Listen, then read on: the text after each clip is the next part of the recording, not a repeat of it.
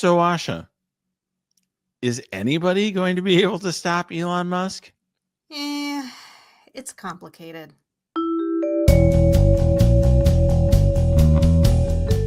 I'm Asha Rangappa. I teach national security law at Yale University. I'm a former FBI special agent, and I'm a legal contributor for ABC News. And I'm Renato Mariotti. I'm a former federal prosecutor, a practicing lawyer, and a legal analyst. And we're here to help you understand topics that can't be boiled down into a soundbite or a skit. What is even happening? That's a great question. It's funny, Asha. We come on this podcast every week to try to make sense of things and explain things to folks. I think it's hard to keep track of what's going on, even if you're paying careful attention. I don't know if you feel this way, but that's how I feel. 100%. It's just so much going on in so many different places, and it's happening so quickly. And a few weeks ago, we covered the shock and awe executive orders, but this has gone beyond that. This is actual steps that are being taken to dismantle entire parts of our government bureaucracy as we speak, with people very confused, shut out of their computer systems, who don't know what's going on. I think there is litigation that's attempting to at least pause it and put a hold on it. But I think it's even challenging for the lawyers to keep up with it. It is. And, we had talked in the very front of the show here, we had a question about Elon Musk. It's really, I think, hard for people to understand exactly what is going on with Elon Musk, because Elon Musk wants it that way. Government is supposed to be about, we want transparency in government. And the Trump administration get paid lip service to that. But the reality is Musk has got unnamed young men. He doesn't seem to have women working for him. Young men going around with him on some roving band throughout our government, doing all sorts of, I don't remember what you called it last time. Was it hinky things? And that has only continued and escalated. That's right. So first he took over the Office of Personnel Management, set up his own server, his own private server, which I'm old enough to remember when that used to be the basis of a federal investigation because of the security risks. And then he used that to blast all federal employees with this buyout offer. Then he moved to the Department of the Treasury, where he and his, goons began to try to get into the Treasury payment system. We talked about that a little bit last week, and it looks like they were actually, one of these interns or kids he's got with him was actually rewriting the code, had read-write access, and was trying to rewrite the code of this very complicated, I'm not a computer programmer, but it's COBOL. I don't know what That's old school programming language. That's an old school hardcore programming language. But just to put a pin on this for a moment, Asha, that fact that he had read-write access, in other words, the ability to make changes, was not public. And in fact, representations were made to the court regarding the access, saying that it was read-only. In other words, that Musk and his team could only look at data, but that they couldn't alter it. And that turned out to be false. Right. Actually, I think the representation was made to Congress, to members of Congress, that these folks only had read access. It was only when they got into court that they had to concede that it was read-write. And I think that highlights why legal action is so important, because it does reveal that even these folks are afraid to go in and lie in a court of law, even if they are willing to do it publicly or to members of Congress. And then, of course, from Treasury, he continued his Tasmanian devil, operation to USAID. And that basically just got shut down. That Yes, just which I don't think you literally can just do it. I don't think you can no. just do that. This is a statutorily created entity, and they've just decided to shut it down and fold it into the State Department, and basically lay everybody off. There are people who are stranded around the world and told that they're being recalled and they're on admin leave. In fact, today, right before we got on this podcast, they're actually taking down the signage for the agency in Washington, D.C. And it's one of these things where, again, this kind of gets to how quickly things are moving before the law can even catch up. I mean, there has been a lawsuit filed there on behalf of the Foreign Service Union, but the court hasn't actually ruled on that. And meanwhile, I think the play here is all around. If we just go through and do everything and make it kind of irreversible, then whatever a court says won't really matter anymore, or it will be moot, or it will be irreversible. All right, I'm going to offer a slightly different take. I think that there's definitely a bull in a China shop mentality from the Trump administration and the Musk folks. And I don't think that they have a single hive mind on this. I actually think that there are some people there who are not thinking about the law. I think Musk is somebody who does not care about what the law has to say one way or the other. I think there are some people in the Trump orbit who do care and understand the law and have devious ways of accomplishing things from point A to point B. But I also think there are a lot of folks there who just are basically along for the ride and they're a step behind. And that's why I think we're seeing what we're seeing in court. I mean, one thing that's good for democracy right now, Asha, is that there is a semblance of caring about certain of these formalities right now. And that's a good thing, because if they just said to courts, like, we don't care what you order, we're not going to follow them, that would be a very different story. And the fact that we had this lawsuit, Alliance for Retired Americans versus Scott Bessent, and there was a judge in DC who actually was asking questions and getting answers, that it creates some of that friction that you've talked about a lot in the past. It creates some friction if they are in compliance. And there are certain things where you can externally monitor whether they're in compliance. There are certain things where if it's happening behind the scenes and it's not clear. I kind of wish that judge could have appointed a monitor. I mean, yeah, I hear you. The judge has the power to do that, right? Judges can do that, but typically, I mean, it can be problematic to have a monitor to monitor the executive branch. How do you enforce that too? It's an interesting thing. Monitors are used a lot have been used a lot recently during the Biden administration in the private context, like Company X, particularly crypto companies, by the way, your favorite types of companies. Company X is allegedly doing bad things as part of the negotiated settlement. You get a monitor. Right. There's a lot of criticism about it and a lot of controversy, but in the context of what would the Trump administration do about a monitor in the executive context? I don't know. Well, it's funny because Elon Musk had a monitor.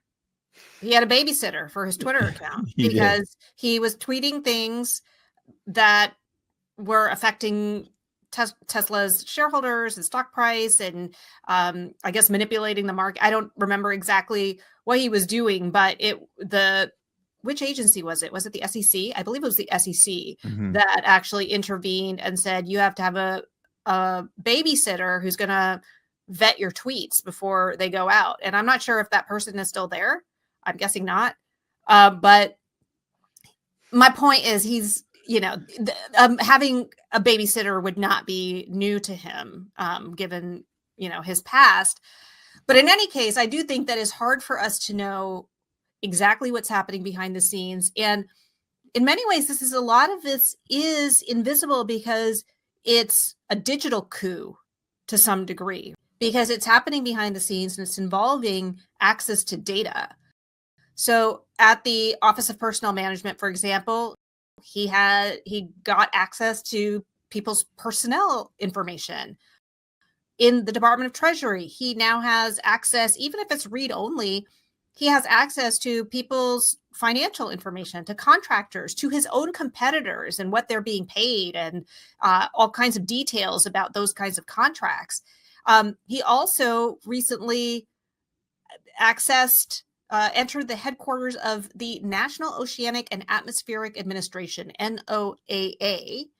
And I guess that has all of like our weather data, I guess. And here's what I'm concerned about is, apart from breaking our government, he's also sucking up all this data. And he has his own AI company.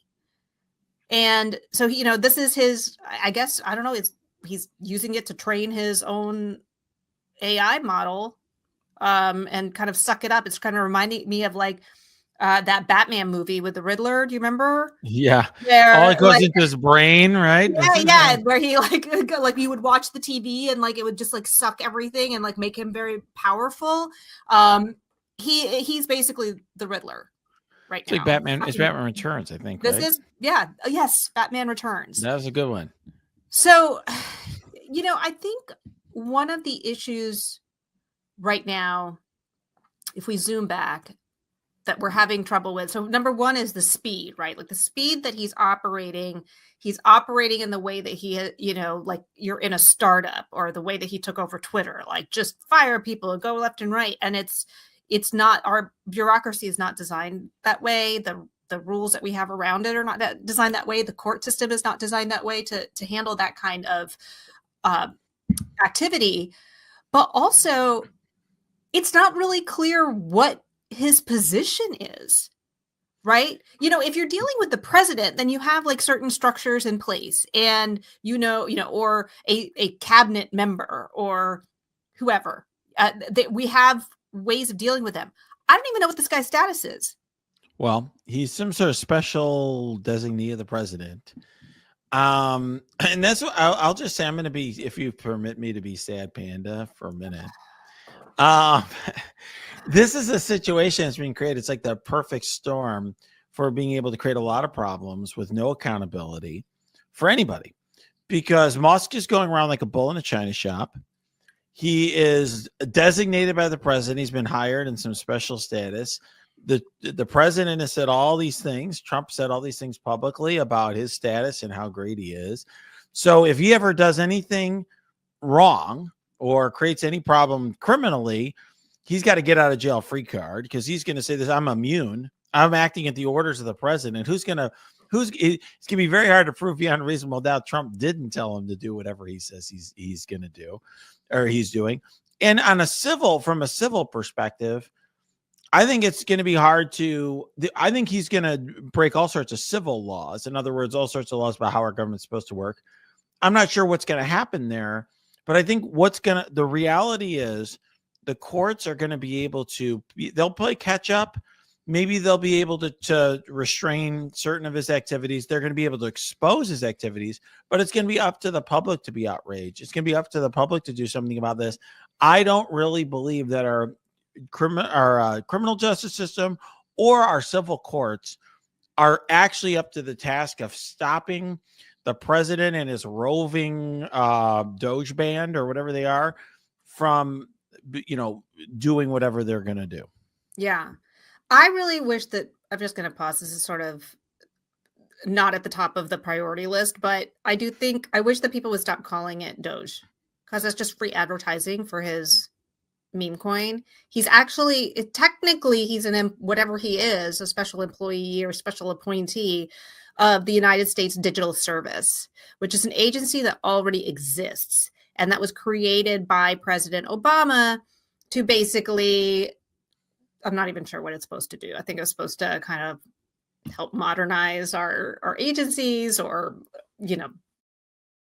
bring all, technology and et cetera into these bureaucracies, and to help them work better. He's kind of repurposed it to call it Doge. And it just annoys me. It annoys me that this is going to be a money-making scheme for him one way or another. But the more important issue is, yes, I agree with you that our court system isn't designed, but I do think that this, the fact that no one can really tell you what he is, right? Because if he's like it's sort of like Schrodinger's bureaucrat, you know what I mean? Like, he is a private person, and then he's not a private person, kind of shifting depending on which way it would benefit him the most, or benefit the administration to characterize him. And it is, in my opinion, basically extra constitutional. Like, this is someone who is operating outside of the framework that our federal government is kind of designed for. It's interesting, Asha. It really comes down to what you think the Constitution is. And, we'll talk more in the second segment about Pam Bondi's proclamations about the Constitution and what they mean. But one of the things she alludes to, of course, is the unitary executive and Donald Trump being the entire executive branch. And so with that vision, which we discussed in the past on prior episodes, that vision of what the Constitution has empowered the president to do, Trump can do whatever he wants. And I think that will ultimately get tested, and it'll be up to the Supreme Court to decide. But I think we both have suspicions about which way they're going to go on that. Well, I don't think the unitary executive really gets him off here, because even if this is, I am the president, I can appoint whoever I want. If Elon Musk is a principal officer, that he is subject to advice and consent of the Senate. Like, he would need to be Senate confirmed. Like, that's the whole check there. Yeah, like, the reason that the president, even under unitary executive theory, can do whatever he wants is because the officers that he appoints get vetted, quote unquote, by the right. As I said, like Tulsi Gabbard and Pete Hegseth, sure, by thoroughly vetted by the Senate, and then also are technically subject to impeachment, quote unquote, if they are not behaving. In other words, he has to still operate. And what he's done is, I know that talking with the people who understand the arcana of like all of these court cases that go in there, they're not even able to determine. They're like, well, I don't know. Is he a principal officer? Is he an inferior officer? Like, we're trying to fit a square peg into a round hole, because right now he's just operating extra constitutionally, and whatever check that there could be, which would be Congress, I think would be the more appropriate branch than the courts right now. At least the Republicans have completely abdicated their role. Yeah, I like that you use the word arcana, so kudos for that. But I don't see Congress doing anything. So it's almost like, to me, it's an academic exercise, right? I mean, that's why I think he's a perfect choice for Trump here. In other words, no one has to come on the record and say something. Yes, technically speaking, the Senate could make a big issue of the fact that, like, why isn't Musk Senate confirmed? But they're not. And they're not going to, right? There may be individual senators who might. There's a lot of people who are complaining about a lot of things, but I mean, my senator is Chris Murphy is sure, like literally one of the few people who are screaming from the rooftops. So, I mean, it's not like shout out to him. Okay, shout out. I mean, we got a lot of great people here in Illinois who are also. It's not like JB Pritzker and our senators. Yeah, your governor is stepping up to the plate for sure. Right, we got sued, and that's not even going to make it this episode. There's so much going on. The state of Illinois and the city of Chicago getting sued for sanctuary city supposed violations. It doesn't even make the cut for today's episode. But my point being is just that's why Musk is in many ways for Trump a perfect tool to use here. Musk doesn't care about what his title is. I mean, other than just having a lulz sort of title. Okay. He doesn't really need to be the secretary of whatever. He has no self-importance and doesn't really care about any of the nice cities. He has no self-importance. Is that what you just said? He doesn't care about the self-importance of the title. Not of the title. Yeah. Not of the title. He's very self-important. Perhaps, but in a different way than like a Marco Rubio. My point is, Marco Rubio cares about what people think of him. he wants to be the Secretary of State. And Marco Rubio is a dweeb. I'm saying that on the record on this podcast. He is a dweeb. I'm not giving you as much credit as I am for the Arcana reference. But anyway, my point being with Musk is just like, yeah, you can call me whatever you want. I'm going to go around and, get shit done and do things and whatever. I'm your fixer or whatever. He's like the wolf, or whatever from Pulp Fiction. But the point being that he's doing whatever Trump wants. Trump eventually is the one who can stop him, because Trump, if he ever wants to, can dispose of Musk. You don't think that's going to happen. I know from the last episode. But the point being that until 2027, where we have a new Congress, new House sworn in potentially, I don't see a check on Musk other than these courts, who for now, at least, the administration is listening to and trying to talk to and reason with. Well, I think what people should consider is the very nature of our government is being transformed. And what I see as someone who teaches about Russia is I see this starting to look very similar to that. So in Russia, you have what's called the power vertical, which is you have this guy at the top and all of the agencies, there's nothing independent of him, are all kind of working to preserve this power at the top.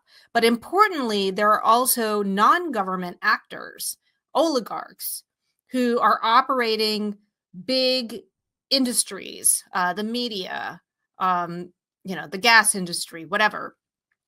And they are also doing that in service. They understand that part of their job is to promote the power at the top in order for them to continue reaping the profits of what, of their things. And that's where I see this going. I mean, we'll talk in the next segment about DOJ, but DOJ is getting sucked into that power vertical. There's no longer any independence there. These agencies that, they all were in the executive branch, but, were managed by bureaucrats. Like, that's being purged so that they're all basically headed by, Trump cronies with very little staff. I don't even know what functions they're going to do. And then you have these like non-state actors like Elon Musk, who are operating as quasi-government people, but basically using their wealth and power and authority to further, the aims of the person at the top.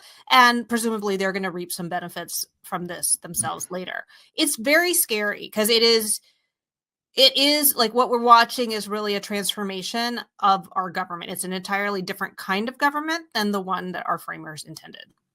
And the power vertical, by the way, Congress is also now a part of that power vertical. So I don't disagree with you, Asha, that what Trump is trying to do is change our system of government and bend it to his will. And we've talked on prior episodes about some of the recent examples of autocracy. And Russia's one. Hungary's one that also kind of fits that. But, Poland's a counterexample of a country that managed to snap back from an autocratic direction. What I just think is important for our listeners and viewers to understand is that this is not like, okay, well, we're now in a junta state, time to give up, right? In other words, we're going to start, praying to St. Trump or whatever. The reality is that there are there are democratic institutions that he's trying to subvert. There's still an opportunity to change things and get it into a different track. And that's why these lawsuits matter, because even if they ultimately don't stop whatever they're trying to do, exposing what is happening is important. Forcing the Trump and his lackeys to say what's going on, what they're doing, matters. Having the public engaged and opposing certain steps that he's taking is important, and ultimately getting out and voting is going to be very important. So I don't think that the future of the United States is written in stone yet. and people should not assume that the battle is lost, because I think there's a lot of people who are already looking to give up.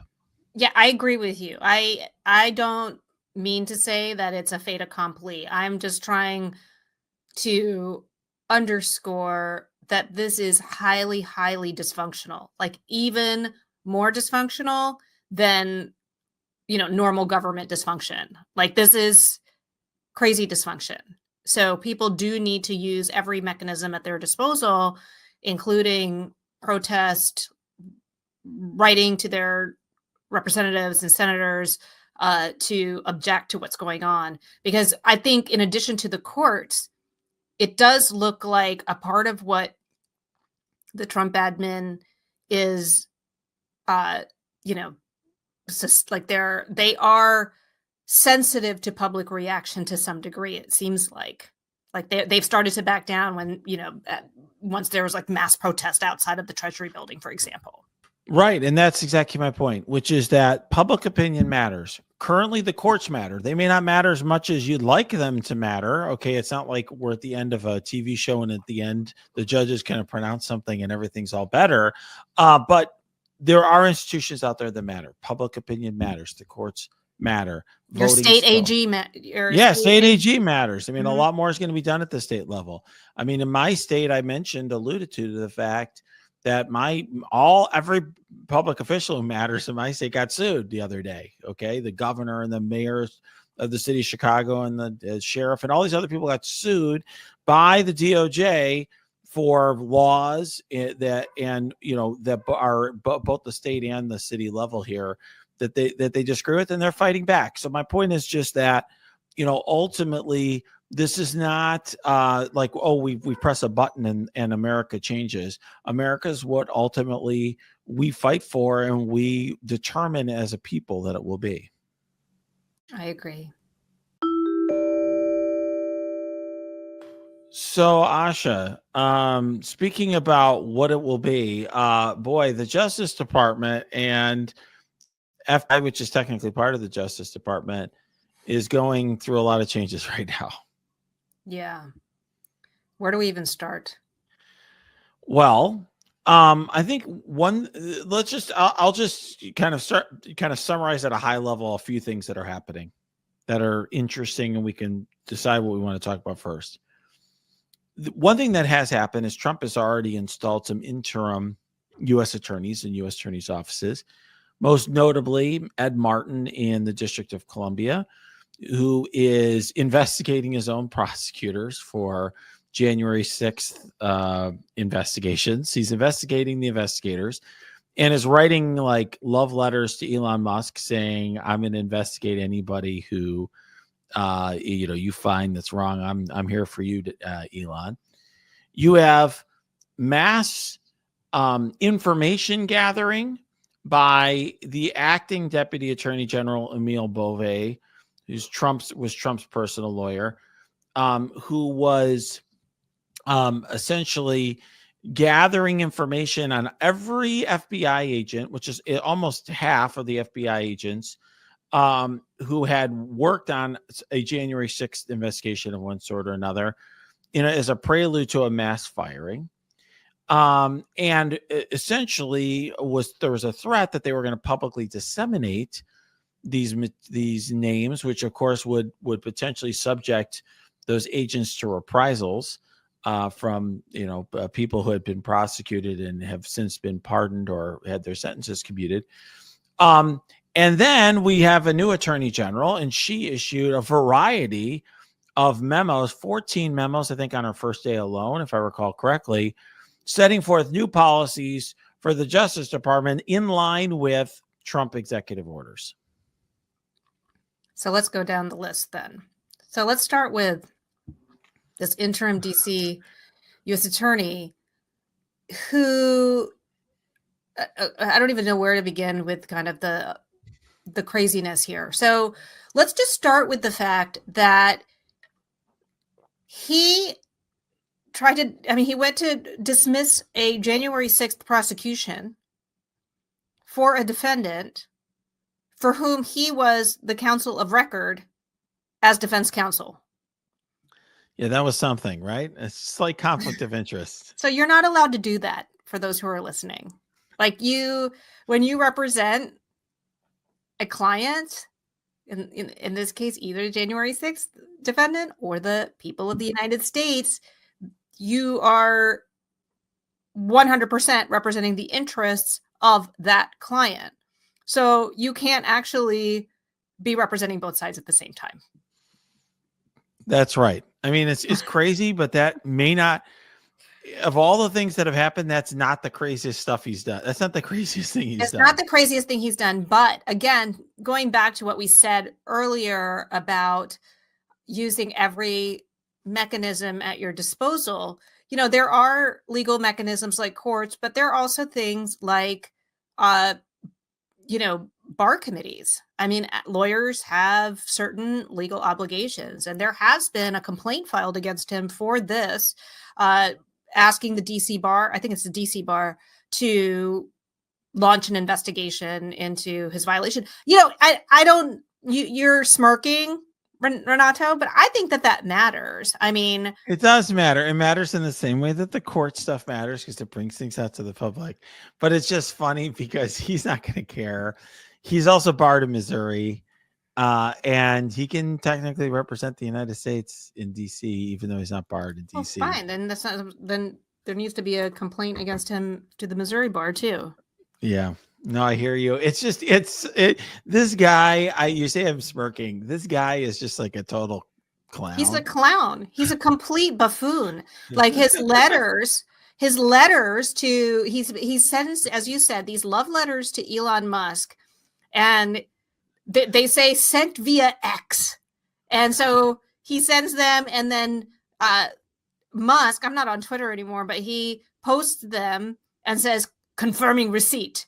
And so he's like publishing the letter, and it's got like these like handwritten pieces in there, but it's so that's the clownish, buffoonish part. The alarming part is the substance, where he is basically, he's more or less saying that the DC U.S. Attorney's Office will act as the private security detail for Musk. Right. He's basically just like it. Well, it's hilarious in a number of respects. There's typos in these letters. He talks about his practice of how he does things as a prosecutor. And this guy has been a prosecutor for a week, or whatever it is, 2 weeks. I mean, the whole thing is just sort of bizarre. But yes, it is. It's him suggesting like, hey, Elon, anyone you find, we're going to come after them. Yeah, it is completely improper in so many different levels, and clownish. It is beneath the standards of the United States Department of Justice. It's not how federal prosecutors behave. And I think we have seen, sometimes much to our frustration over the last 8 years, basically, that the Justice Department speaks through its filings, and otherwise they keep their mouth shut. So if there was somebody that needed to be investigated, they would quietly go do that. And then if it got to a point where they are going to charge that person or take any kind of overt investigative steps, we would learn about it. But what he's trying to do, and I think this is why I don't think it's just clownish and buffoonish. I think there is an attempt to intimidate the public in that letter. His last one said that that he would, I have to read it because it's just so crazy. Okay, let's see. He's saying, if people are discovered to have broken the law or even acted simply unethically, we will investigate them and we will chase them to the end of the earth to hold them accountable. So I don't know about you. When you were at AUSA, did you go after people for ethical lapses? No, it is against DOJ policy to investigate people unless you have a good reason to believe they committed a federal crime. Correct. And right. And in terms of investigations, it's very rich that these people who, cried foul about the Russia investigation not being properly predicated. Predication is laid out in the Attorney General guidelines precisely for this reason, that to open an investigation, you either have to have information or an allegation or articulable facts that there is a violation of federal law, like there is an actual statute that someone is not in compliance with, or that they present a national security threat. So, I mean, I think that what he's saying is just alarming in that this sounds like exactly the kind of weaponization that they have been screaming about for the last 4 years. Sure. I mean, it sort of goes beyond that. I mean, it's just it's far greater than even some of the things that they're complaining of, even if what they said was true.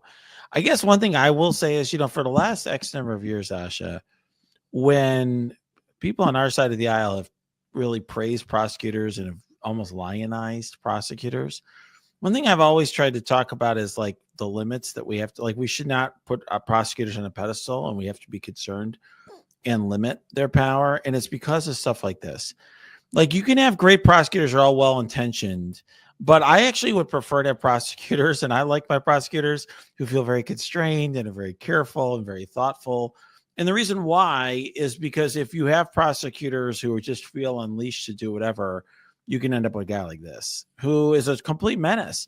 And by the way, we talked in our last segment about Elon Musk. Here's the guy who would investigate any criminal violation of Elon Musk. This guy. So it's just, and by the way, we haven't even talked about yet the fact that he wants to, there's a hiring freeze.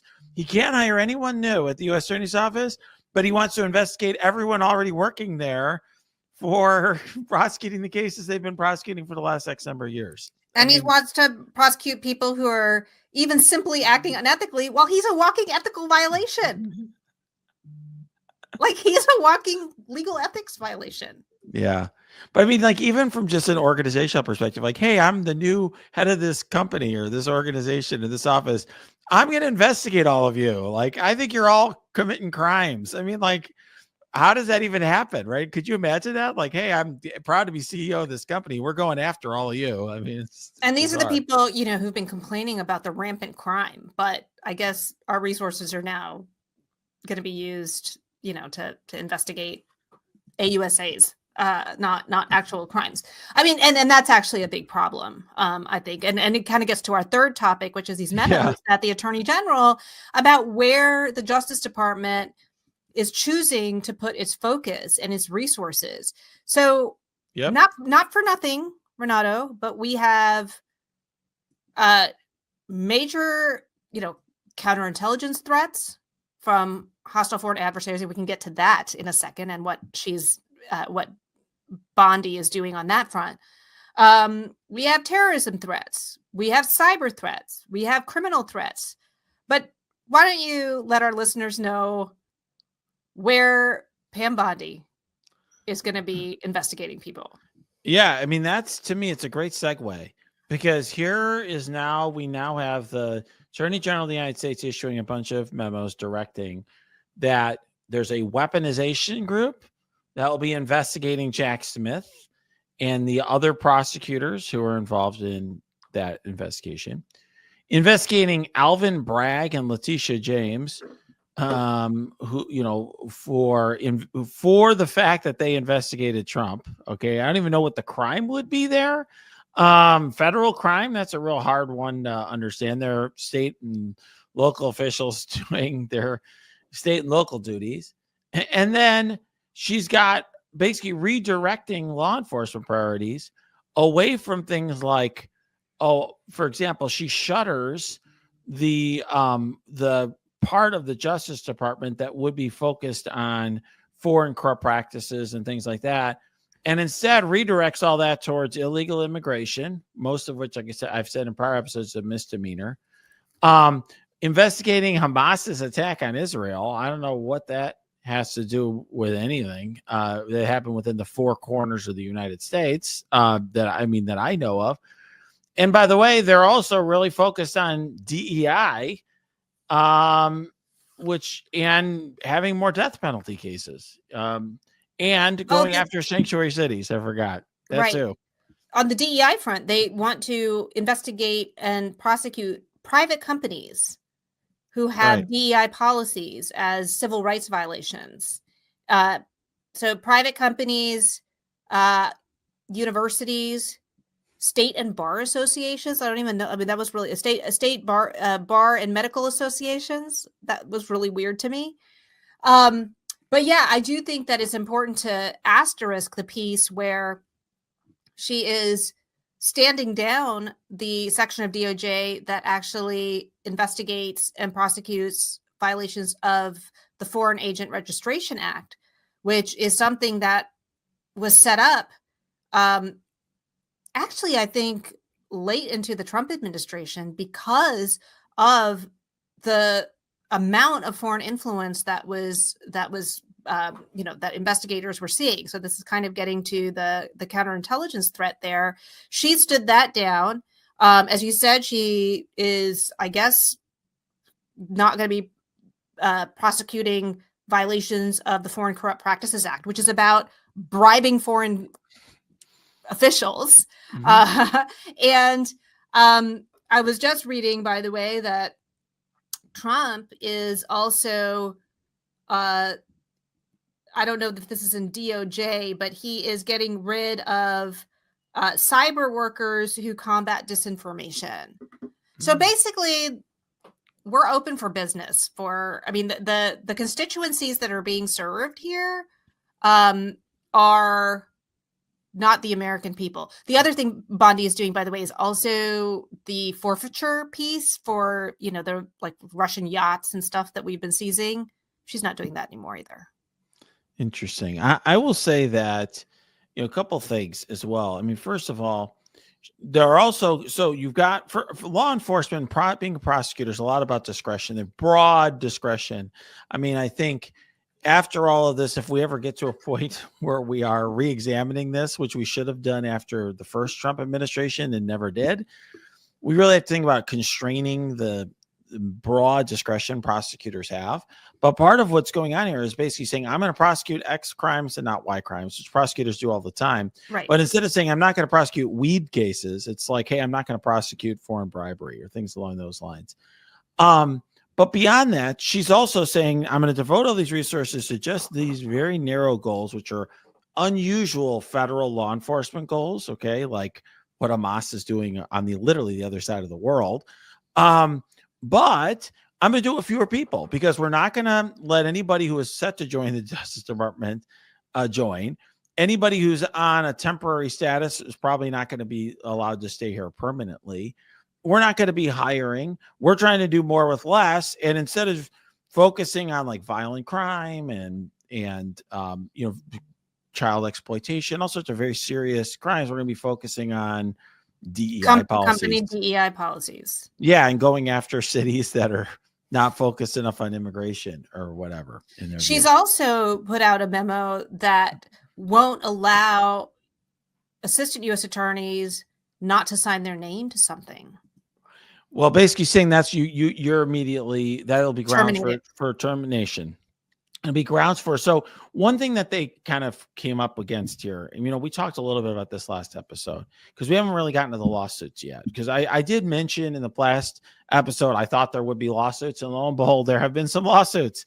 And one of them did obtain an agreement with the DOJ that the FBI agents' names aren't going to be released, which is great. But one of the things that they did that was stupid on the Trump administration's part was they didn't really have a reason to fire people, all these mass firings. And basically what she's doing here is laying a groundwork where if you don't agree with the policies of Trump, and I alluded to this in our last segment, she equates the United States and its interest with Trump's interest. And that's so different than the way the U.S. Attorney General usually thinks of. I represent the United States of America and its people. I have a broader set of interests than any president or presidential administration. She says, no, the president is the executive branch. You must follow the president's policies. And if you protest them, I'm not going to allow you to get reassigned from a case. I'm not going to allow you to leave your name off the brief. That's going to be grounds for discipline up to termination. Yeah. It's a way of weeding out people who might dissent. And it's definitely a very dark time for our Justice Department. Yeah, I feel really bad for the folks that are there. Do you have a sense that it has percolated to all of the different um, divisions across the country, or is this mainly right now being felt in main justice in DC? There are a lot of very concerned AUSAs all across the country. And people who I'm opposing in cases even, but also people I know who are very concerned.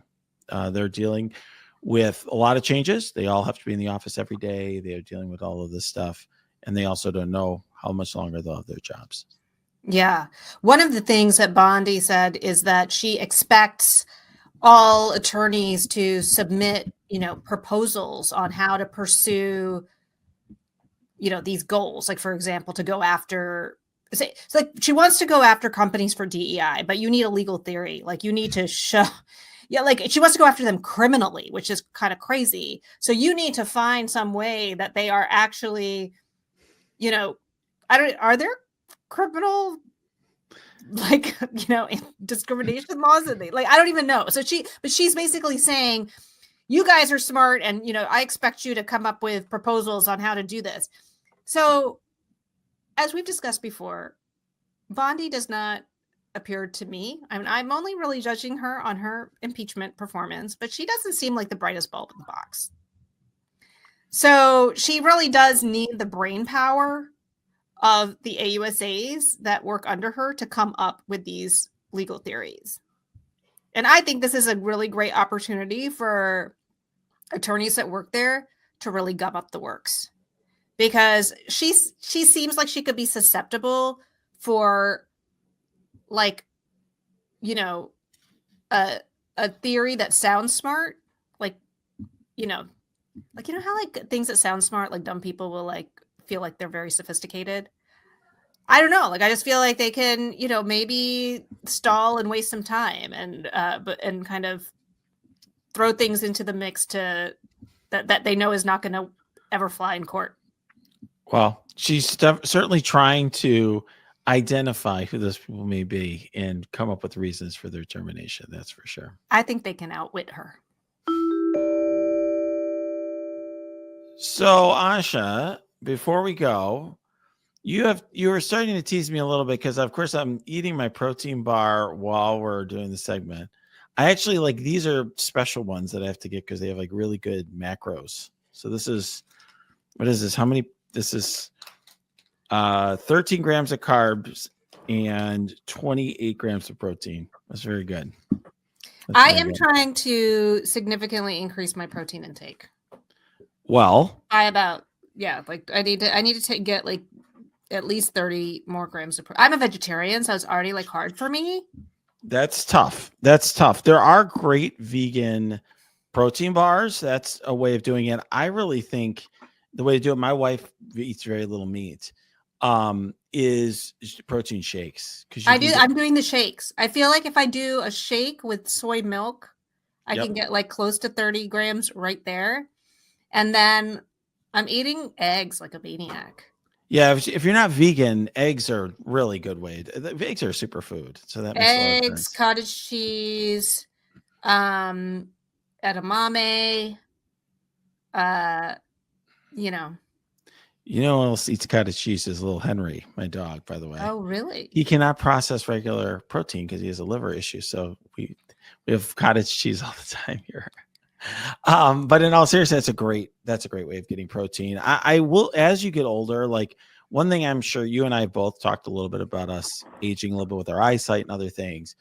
Maintaining muscle mass is so hard to do as you get older. I work out with a trainer 4 times a week, and I really try to move as much of my diet from carbs to protein because I tend to gain weight with carbs anyway. That's what does me in.